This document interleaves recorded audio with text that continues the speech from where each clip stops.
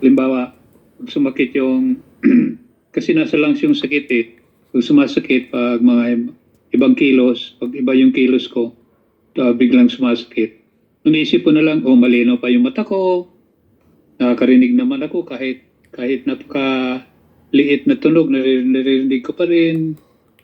Tapos, nakakaamoy pa naman ako kahit medyo kumukunti na rin.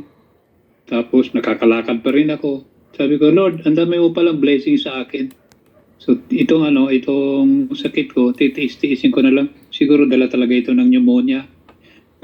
Sige, Lord, magpapahinga na lang ako. Kaya, dirinap ko lahat ng mga misa, pati klasiko, iba na yung binigay ko sa ibang professor. Para sundin yung sinasabi ni Lord, magpahinga ka muna. Magpahinga ka, hindi puro pabida.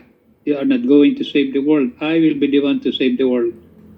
So pag naisip ko yun, gumagaan yung pakiramdam ko. Kasi sa totoo lang, hindi ako magpagsalita na tuloy-tuloy. Laging nauubo, may hinihingal. Pero sabi ko, okay Lord, pahinga. Thank you Lord. End of sharing.